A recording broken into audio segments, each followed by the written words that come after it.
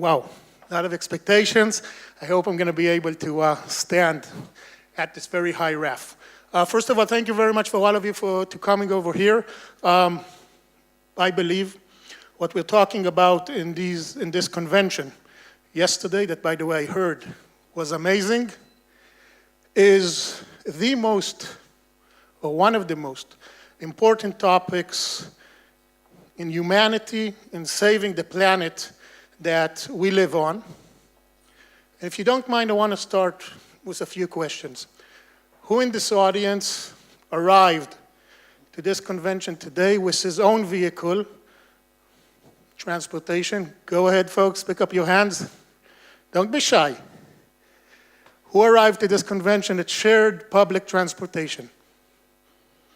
Nice. Okay, I think the message is taken, so I can stop the conversation at this moment. But if you don't mind, I'm going to continue on. What do you think is the largest environmental challenge that we're tackling today, and not only in Israel, worldwide? Wow, you're sleeping. It's air pollution. I don't know if you know, air pollution is the leading environmental hazard or risk that is causing the most early mortality and illnesses across the globe. Just in the state of Israel, 2,100 people die an early death every single year, and 1,000 experience illnesses, blood, lung, cancer, heart, and so on, just from air pollution. Do the extrapolation to the world, and you get a humongous problem. Now, I want to go ahead and ask you, what is the key driver of air pollution? We just heard it's a very tough problem. It's influencing our health, our lives. What is the main driver of air pollution? Industry, electricity production from coal, transportation, fires in open spaces. What do you think? There you go, transportation. I wouldn't mention it if I wouldn't be in a convention of transportation. And what in transportation is driving the most air pollution? Buses, trucks, vehicles that run on diesel. Diesel vehicles are the main driver of air pollution. So bottom line, diesel transportation, polluting transportation is the biggest problem in air pollution and environmental issues that at the end of the day is causing people to die early, is causing people to experience very bad illnesses. And we need to remember that 80% of the air pollution is coming from the heavy-duty diesel transportation vehicles that we all use, business people use, et cetera, et cetera. So why is this air pollution so bad? We talked about health. In addition to that, I have to add traffic jams. You all think the traffic jams are bad because it influences your quality of life. You think that it's only bad because it influences the lack of productivity and efficiency in the state of Israel's economy that is very low. We all know that.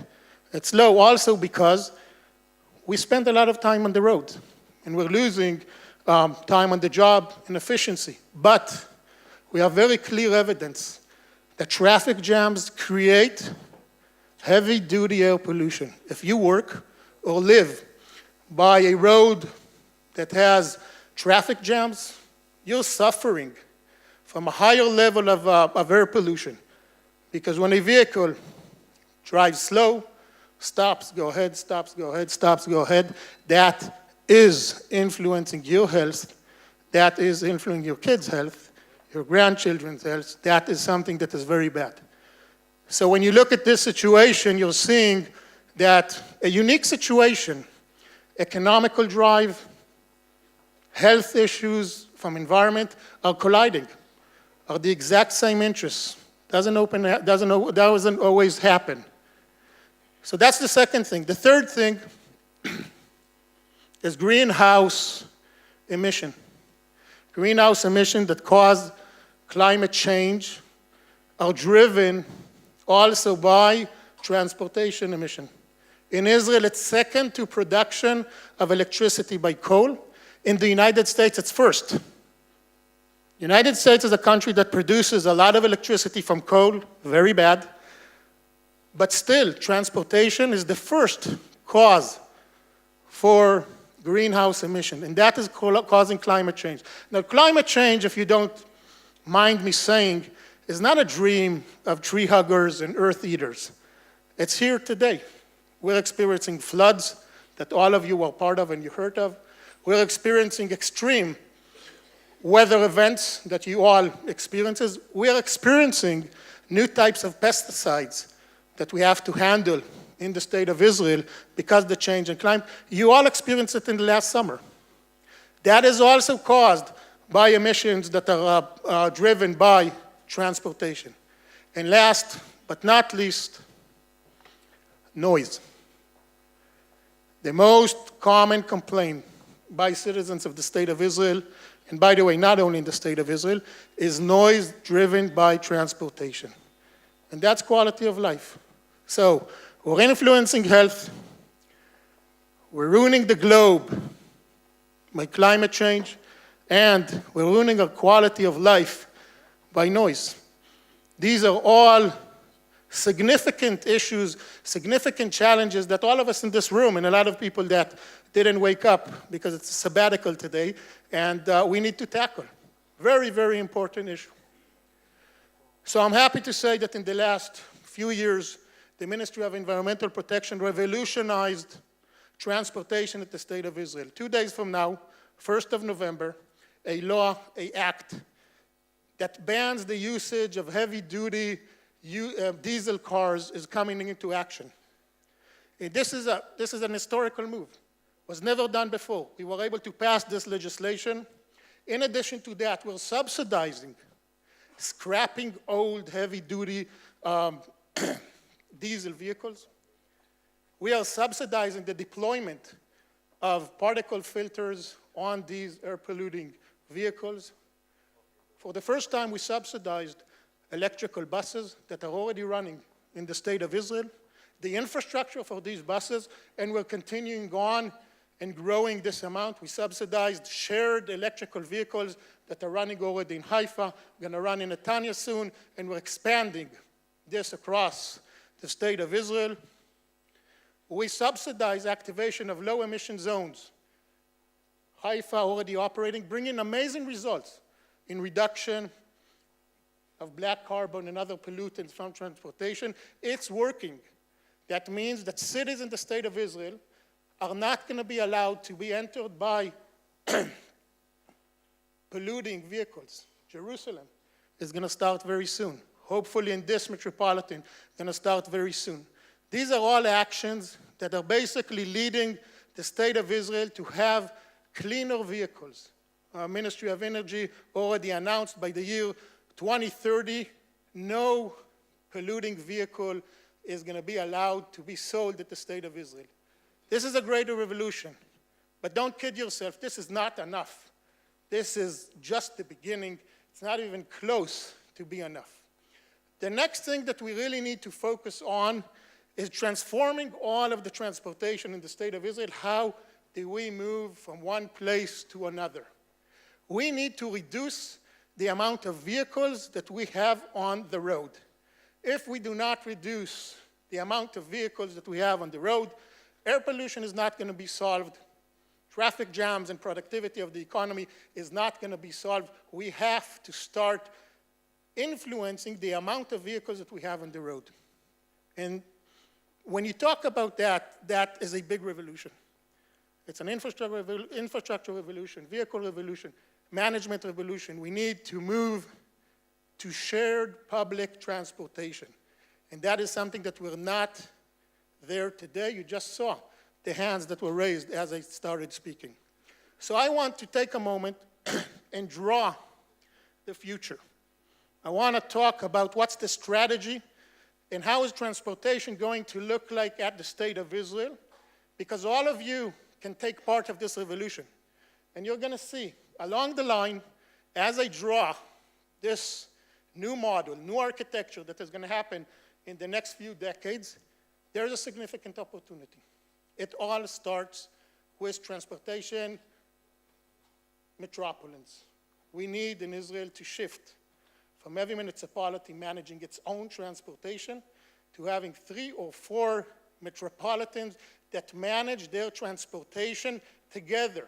Economy of scale, demand and supply, smart management. This is the base of the entire revolution that I'm talking about. Second, is this creates 3 types of transportation. The first one is the long range. As much as you can say long range in Israel, with all due respect, living in the United States for a few years, it's a bit of a joke saying long transportation in Israel or long range transportation, but we do have that. And that is connecting between the metropolises. At first, this is going to be electrical buses.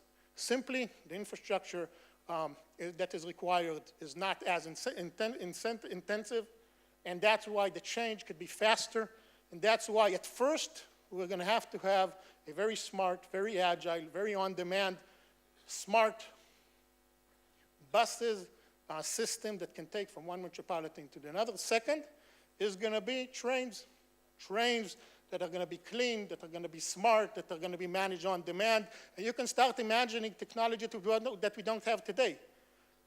On-demand charging as you go, maybe flexible and agile types of railroads, different multi-dimensional railroads, etc. All of that are stuff that you're going to invent. You're going to invent and going to help creating this revolution.